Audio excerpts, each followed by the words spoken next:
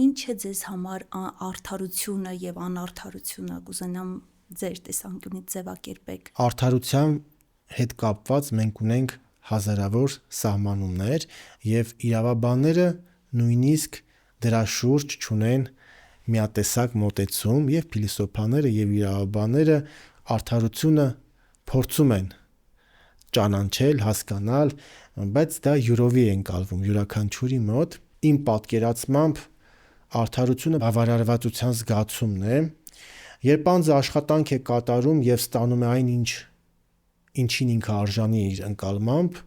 բավարարվածության զգացում է ունենում եւ դա էլ հենց արդարության զգացումն է։ Այսինքն, եթե քեզ մի բան պետք է տային եւ դա դու ստացար, դա արդարության զգացումն է։ Եթե պակաս տվեցի, բնականաբար դու կասես, որ դա անարդար է։ Հասարակությունը պետք է ունենա բավարարվածության զգացում, հենց դա արդարությունն է։ Նույնը նաեւ քրեական գործերով, երբ տուժողը պահանջում է, որ հանցանք կատարած անձին խիստ դատապարտեն։ Եթե խիստ չեն դատապարտում, ասում է արդար չի։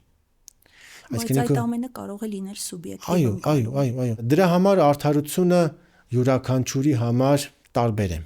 Այսինքն տուժողի համար արդարությունը դա հանցանք կատարած անձին խիստ դատապարտելն է, իսկ հանցանք կատարած անձի համար արդարությունը նաև հաշվի առնել մեղմացուցիչ հանգամանքները իրեն ներելը։ Յուրաքանչյուր անձ ինքն է արդարությունը գնահատում